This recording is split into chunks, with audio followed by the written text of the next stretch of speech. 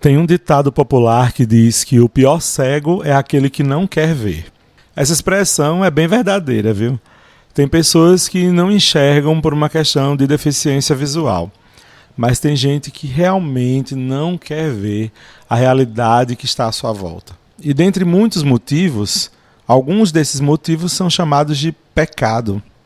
Vamos conhecer um pouquinho mais sobre essa dinâmica de enxergar ou de não querer enxergar a realidade que está à nossa volta, a partir do que nos diz também a campanha da fraternidade e este 4º domingo do tempo da Quaresma. Vem com a gente, você está no podcast Vamos Juntos.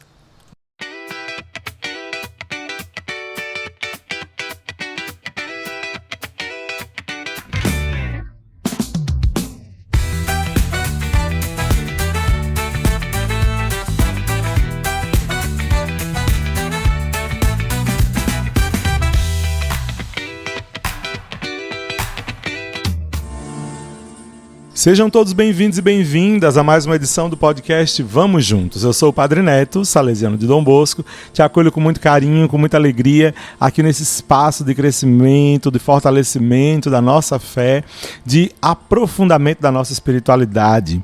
Nessa semana que nós vamos vivenciar a partir do domingo, nós vamos contemplar o 4º domingo do tempo da Quaresma, a 4ª semana do tempo da Quaresma, na qual a gente vai focar muito no cego de nascença, que está lá como um das personagens principais desse evangelho, né? Na verdade, ele é um personagem principal e coadjuvante ao mesmo tempo, porque o tempo inteiro ele vai estar apontando para Jesus. A gente vai saber um pouquinho melhor sobre isso, tá bom? Mas você que está aí, e que chegou agora, que veio pela internet, o meu carinho, meu abraço para você. Você também está chegando pelas rádios. Você está escutando a melhor rádio da sua região. E é por isso que você está aqui no podcast. Porque essa rádio te proporciona momentos maravilhosos e de muita formação, como, por exemplo, esse podcast. Eu acho, sinceramente, que você está fazendo a melhor escolha em sintonizar nessa rádio, escutar muito ela e vai fazer uma escolha melhor ainda de divulgar o horário que passa o nosso podcast aí na sua rádio. Então compartilha com todo mundo, fala para as pessoas, olha, sintoniza lá na rádio, tem podcast bom por aí. E para começar, quero pedir que você nos siga também nas redes sociais. Saiba que por lá, todos os domingos a gente também dá uma reforçada, vamos dizer assim, no tema do domingo da liturgia, né? Explicando de maneira muito clara, de maneira muito tranquila, e eu espero que vocês estejam entendendo e gostando, né? A liturgia de cada domingo que a gente tem vivenciado. Inclusive aqui nesses episódios a gente está dando um espaço maior para o tópico litúrgico do Evangelho associado ao tema da campanha da fraternidade desse ano 2026.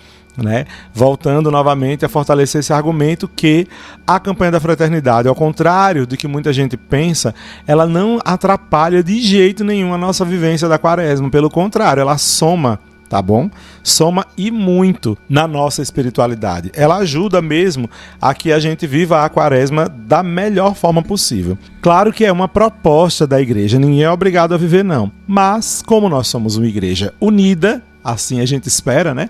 Porque essa é a função do Espírito, né? É viver a unidade. Se a gente não quer viver a unidade, então a gente está contrário ao Espírito.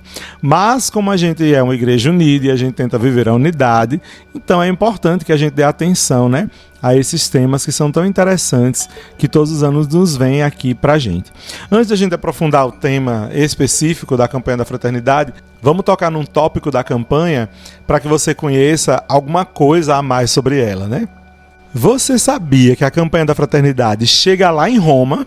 Pois é, para quem não sabe vai ficar sabendo que todos os anos os nossos queridos papas, desde a década de 60, vêm mandando uma mensagem de apoio, de orientação em relação à campanha da fraternidade, sabia? Pois é, mesmo sendo iniciativa daqui do Brasil, como nós somos igreja, o nosso líder maior, nosso Papa, sempre encaminha para a gente uma mensagem.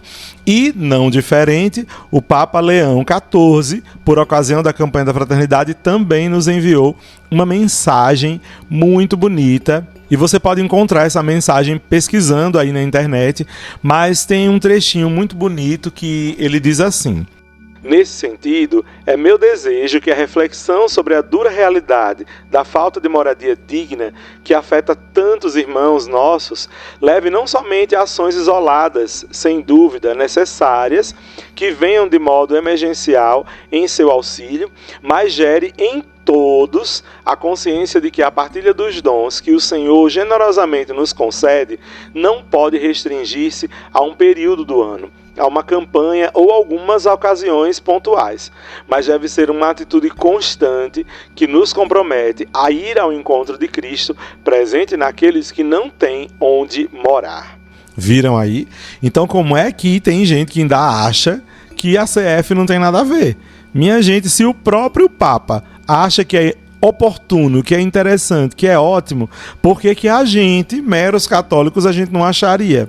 Olha, tá aí, né? O nosso irmão maior, o nosso Papa, tem falado bem sobre a nossa campanha. Inclusive, ele mandou essa mensagem no dia 11 de fevereiro. Está aí com um mês que ele mandou essa mensagem e eu espero em Deus que todo mundo tenha lido, né? Se você não leu, tá na hora de olhar essa mensagem que realmente é muito bonita e inspiradora. Bom, dissemos aí a curiosidade sobre a CF desse ano. Agora vamos mergulhar no tema, né? Tá mais do que na hora. De início eu digo logo a vocês que ver não é somente usar os olhos não, tá? É de fato enxergar o outro como irmão. É aqui o tema importante mesmo para essa nossa reflexão desse episódio. O que é que nos diz então a campanha da fraternidade? Tem alguns pontos bem interessantes da campanha que vão tocar na questão do ver, né? A realidade dos irmãos. No número 111 do texto base da campanha da fraternidade diz assim: na Bíblia, o direito à moradia incluía também a garantia de viver com dignidade no espaço onde era possível estabelecer vínculos, relações e sobreviver economicamente por meio do trabalho. Então, olha o que era o lar. Vamos aprofundar isso? Número 112 continua e diz assim: esse direito era muitas vezes negado. Por isso, os profetas criticam e anunciam maldições e total destruição. É isso que a gente lê lá no livro de Miqueias, capítulo 6, versículos do 9 ao 16. Os profetas anunciam maldições e destruição total para aqueles que, para manter o seu luxo com casa de marfim, de verão e de inverno, como tem lá em Amós 3, versículo 15, exploram os indigentes que não têm aonde morar. A gente vê lá isso também em Amós, capítulo 4, versículo 1. E eles denunciam, inclusive, o roubo das casas dos pobres. O texto de Miqueias, capítulo 2, versículos do 1 ao 2, diz assim: ai dos que tramam a iniquidade e dos que planejam o mal em seus leitos. Na luz da manhã não o fazem, pois há poder em suas mãos. Se cobiçam campos, os roubam. Se casas, as tomam. Defraudam o proprietário e suas casas, o homem e sua herança. Os profetas anunciam ainda vários lamentos de condenação contra quem constrói sua própria segurança, dominando e acumulando bens. Ai daquele que cobiça lucros injustos para sua casa, para colocar no alto seu ninho, para escapar das garras da desgraça. Decretas vergonha para a tua casa, destruindo povos numerosos. És pecador contra ti mesmo, pois da parede a pedra clama, e do madeiramento a viga lhe responde. Ai daquele que constrói uma cidade com sangue e que assenta os seus alicerces sobre a injustiça. Está lá em Abacuque, capítulo 2, versículos do 9 até o 12. E ainda Isaías completa, no seu capítulo 5, versículo 8. Ai dos que juntam casa a casa e que acrescentam campo a campo, até não sobrar mais lugar. Acaso morareis sozinhos na vossa terra? Gente, será que a campanha da fraternidade não tem fundamento bíblico, hein? Número 113 continua. Assim, essas formas de se apoderar da moradia do outro são um desrespeito à dignidade do ser humano e ao seu direito, um pecado estrutural, sobretudo quando estão envolvidos grandes proprietários de terra, juízes e o próprio rei ou dirigente de um determinado local. Por isso, os profetas, diante da moradia dos ricos, vão denunciar a usurpação por parte deles, da pequena renda e moradia dos pobres. Jeremias vem, contudo, dizendo: ai daquele que constrói seu palácio sem a justiça e seus aposentos sem o direito, que faz seu próximo servir de graça sem pagar o seu trabalho. Ele pensa: construirei uma casa espaçosa com amplos aposentos. Tu, porém, não vês nem pensas outra coisa senão o teu lucro. Está lá Jeremias 22, vem contar isso para a gente. Encontra-se também mensagens de condenação contra aqueles que inventam leis injustas, dos escribas que referendam a injustiça para oprimirem os pobres no julgamento. Eles violentam a causa dos humildes do meu povo, fazendo das viúvas suas presas e roubando dos órfãos. Lá em Isaías capítulo 10, versículo 1 e 2. Estamos em uma realidade tão marcada pela lógica do pecado e de suas consequências, como as que estamos analisando, a ferida da dignidade do homem, da mulher, da família, por falta de moradia digna, por exemplo, que muitas vezes não a enxergamos mais. Ela está muitas vezes nas estruturas onde pisamos e nos movemos, achando a tal realidade normal, participando do pecado, sem mesmo nos darmos conta disso. Seja para denunciá-lo, confessá-lo, redimi-lo dentro do mistério da salvação, proporcionada gratuitamente por Deus aos seus filhos e filhas. Minha gente, o texto da campanha da fraternidade não é mole não, tá? Ele traz verdades muito duras e que a gente precisa observar, né? A gente não tem enxergado realmente, e é por isso que tanta gente critica a campanha da fraternidade, ao meu ver. Tem gente que não enxerga a mesma realidade porque já está engendrada numa lógica de pecado, achando que a realidade que a gente vive, que tem um monte de gente morrendo de fome, sem casa para morar, ou morando em condições extremamente insalubres, é normal, tá tudo certo, é assim mesmo. Mas a partir do olhar em Cristo, não é assim mesmo, não deve ser assim mesmo. Olhando o cartaz da campanha da fraternidade, a gente observa aquela imagem que a gente já até analisou ela, né? Do Cristo sem teto, né? Então, no cartaz da campanha da fraternidade, esse Cristo sem teto, que está lá todo coberto, que só mostra o pezinho, mostrando suas chagas, para a gente saber que é ele, esse Cristo denuncia muitas vezes a incapacidade de ver Jesus naquela figura dos marginalizados. Tanto que, vocês já sabem, toda vez que essa peça é exposta em algum lugar sem aviso prévio, né, tem gente que liga para a polícia para denunciar que tem gente dormindo no banco da praça. Isso é muito triste, né? Isso é horrível de ver. No lugar de tentar ajudar a pessoa, liga para a polícia para fazer uma denúncia, né, para expulsar aquela pessoa. Não enxerga mesmo Cristo naquele irmão marginalizado ou marginalizada que precisa de ajuda. Mas o que é que esse tema vai ter a ver com o tema do Evangelho deste domingo, do quarto domingo do tempo da Quaresma? Vamos tentar entender? Para isso é importante que a gente leia.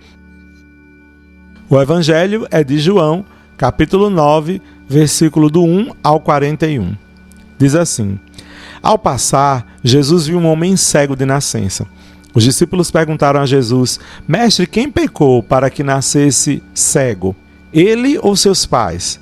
Jesus respondeu: nem ele nem seus pais pecaram, mas isso serve para que as obras de Deus se manifestem nele.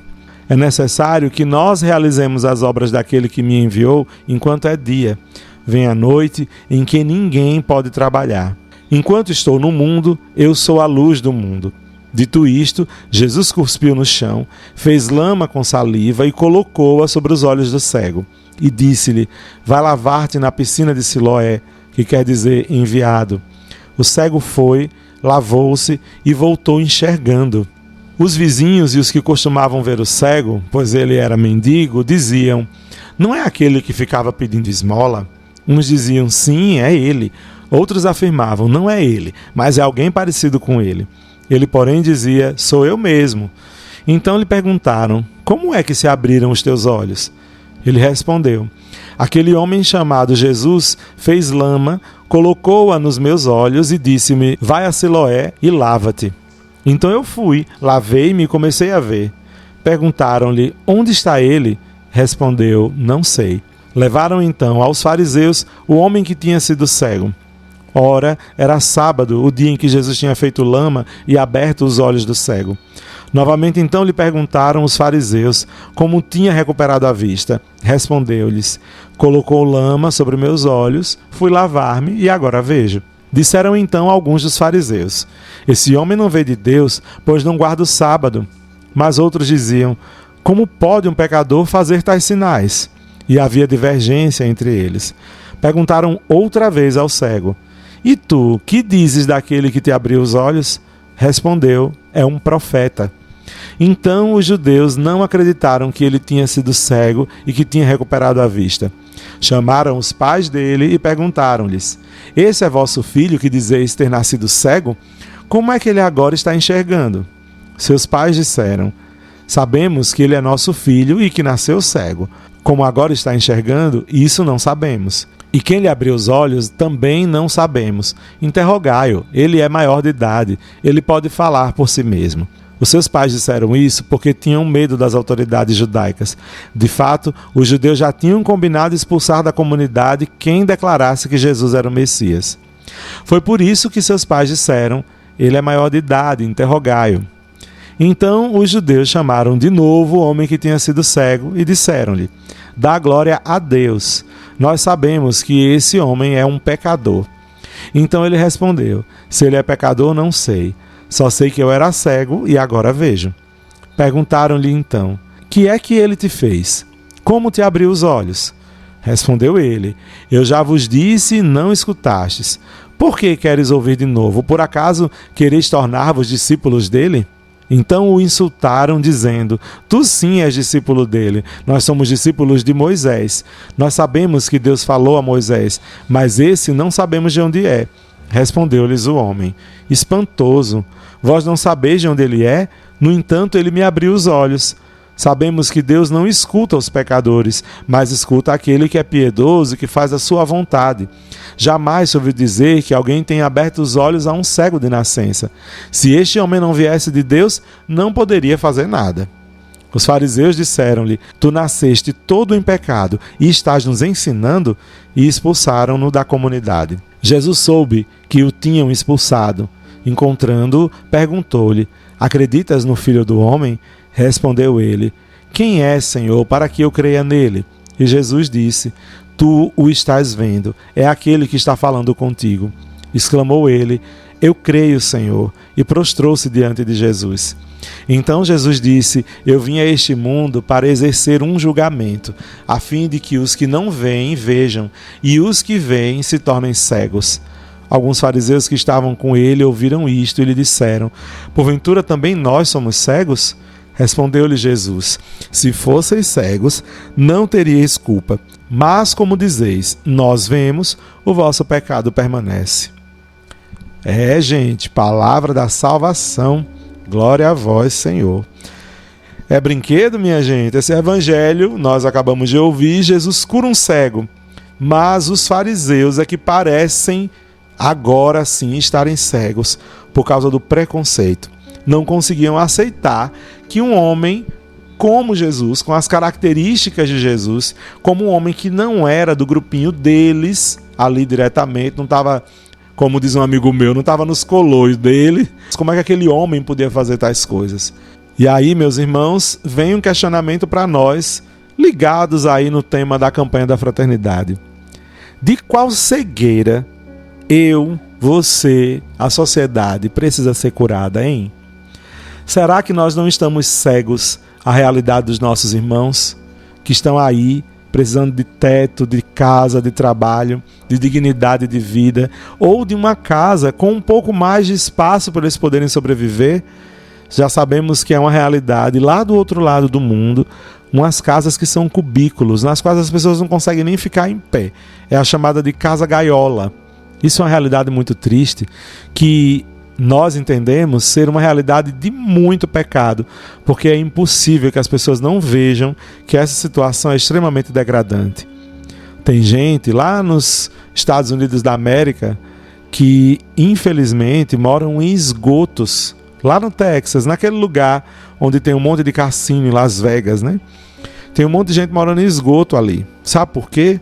Porque é muito caro morar numa casa. Pessoas que não são mendigos não, viu? Trabalham, inclusive nesses cassinos, que estão ali única e simplesmente para viciar pessoas e tirar dinheiro delas. E para quê? Para que seus trabalhadores não tenham também dignidade de vida e morem em esgoto. Já imaginou quando é que chove? Como é que acontece? Com aquele povo que está lá, muitas vezes morre, viu? Enfim, gente, existe essa cegueira gigantesca da nossa realidade. Mas o nosso carisma salesiano tem uma resposta para dar. Nós temos o sistema preventivo, que está baseado na razão, na religião e na amorevolezza, que antes de tudo prefere prevenir a chegar à realidade do pecado. Então a prevenção vem antes com uma grande observância. Então assim, com a lógica que o mundo, que a nossa cabeça, que Deus nos deu na nossa inteligência, oferece para a gente. Com a religião que a gente também acolhe, que vem de Deus. E com o amor que Ele nos ensina, será que nós não somos capazes de repensar esta nossa realidade? Você jovem que está aí estudando ou se preparando para entrar em algum curso superior, alguns que já estão aí terminando, será que o trabalho de vocês, a profissão de vocês não pode contribuir para um mundo melhor, hein? Ou só vai ser contribuição para o dinheiro de vocês? Vamos pensar um pouquinho que existem irmãos que não nasceram e não tiveram a mesma sorte ou a mesma capacidade de refletir e de repensar a própria vida como a gente? E talvez eles precisem de um espaço seguro, já que muitos de nós somos grandes heróis que viveram conflitos gigantescos e ainda conseguimos superar. Mas talvez outros não sejam assim. Talvez outros irmãos nossos precisem de mais apoio, de mais respeito, inclusive de uma casa para ficar. Então eu te peço, como proposta para esse nosso podcast de hoje, que você pratique mais uma camada de jejum. Que você evite o julgamento precipitado, que você faça o jejum do preconceito, evitando pensar ou julgar sobre aqueles irmãos que você encontra deitado na rua. Às vezes essa pessoa está passando por tantas situações difíceis que nós somos incapazes de imaginar. Então, quando você vê algum irmão que mora, que está em situação de rua, evite o julgamento. Às vezes ele está até embriagado, mas sabe Deus se essa não foi a única alternativa que deram para ele fugir dessa realidade tão dolorosa que ele se encontra. Nós sabemos, meus irmãos, o quanto as pessoas estão sofrendo por aí. Nós também passamos por sofrimento, não é? E eu acho que não é bacana a gente criticar ou julgar, né, a vida pessoal de ninguém. É interessante sim a gente refletir sobre a nossa sociedade. Por que será que existem pessoas que acabam nesse fundo do poço, hein? Por que será que tem criancinhas que não têm pecado nenhum, não têm culpa de nada, e que nascem e se criam em condições tão complicadas, tão difíceis, tão adversas? De quem será que é a responsabilidade, hein? Será que não é da gente enquanto sociedade? Será que essa lógica de pecado, essa lógica de exclusão e de acúmulo desesperado não deve ser quebrada por nós que somos uma geração que está chegando agora no mundo, que está refletindo agora a nossa realidade? Que tal repensar? E se você já está no mundo, já tem um tempão, meu irmão ou minha irmã, que escuta também o nosso podcast, está na hora de começar a rever também seu posicionamento, né? Repensar as lógicas de pecado da qual você faz parte, às vezes, sem nem refletir. Então, praticando esse jejum, converse também com alguém que pensa diferente de você, para escutar de verdade essa pessoa e talvez entender melhor alguma coisa que ainda te falte, tá bom? Então, vou te deixar aqui com toda essa reflexão para você fazer. Nosso episódio hoje foi tomado por muitas reflexões profundas e que nesse domingo, nessa semana, quarta semana da nossa caminhada quaresmal, a gente aprenda a observar melhor, a realmente limpar a nossa cegueira e observar a partir da luz que Jesus nos oferece o mundo que está à nossa volta. É interessante que a gente olhe por aí. É interessante que a gente vá por aí. Meus irmãos, a gente enxerga e a gente vê muitas realidades, mas a luz que Jesus Cristo nos dá, Ele que é a luz do mundo, a luz que Ele nos dá, nos faz enxergar diferente. Na verdade, nos faz ver de verdade a vida e as pessoas que estão à nossa volta, que inclusive nós as vemos como irmãos não como diferentes, estranhos ou alguém que a gente não conheça, mas são nossos irmãos, não é? É isso que nos diz o Pai Nosso, a oração da gente que é cristão. E aí, gostaram da reflexão profunda, né? Também achei, gostei, inclusive, tá? É importante, né? Viram? Nosso podcast Vamos Juntos não é brinquedo não, gente. A gente tem enfrentado muitas realidades duras, difíceis, mas a gente juntos pode repensar e fazer uma coisa boa, uma coisa nova a partir dessa nossa realidade, não é? Então, para a gente encerrar esse nosso podcast de hoje, não esqueça de seguir a gente lá no Instagram, tá? Segue a gente lá, inclusive lá no YouTube também, se inscreve no nosso canal, curte o vídeo, compartilha com quem puder. Vamos rezar então a oração da campanha da fraternidade por todas as autoridades do nosso país, que têm em suas mãos a capacidade de fazer leis, de organizar a vida da gente e principalmente de ajudar as pessoas que não têm teto, nem trabalho, nem dignidade na vida. Que o Senhor sensibilize aqueles corações e que Cristo os faça enxergar com a luz do seu amor essas realidades, sensibilizando esses homens e mulheres. Em nome do Pai, do Filho e do Espírito Santo. Amém. Rezemos a oração da campanha da Fraternidade 2026. Deus, nosso Pai, em Jesus, vosso Filho, viestes morar entre nós e nos ensinastes o valor da dignidade humana. Nós vos agradecemos por todas as pessoas e grupos que, sob o impulso do Espírito Santo, se empenham em prol da moradia digna para todos. Nós vos suplicamos, dai-nos a graça da conversão, para ajudarmos a construir uma sociedade mais justa e fraterna, com terra, teto e trabalho para todas as pessoas, a fim de um dia habitarmos convosco a casa do céu. Amém. Te espero numa próxima reflexão, numa próxima semana, num próximo episódio do nosso podcast Vamos Juntos!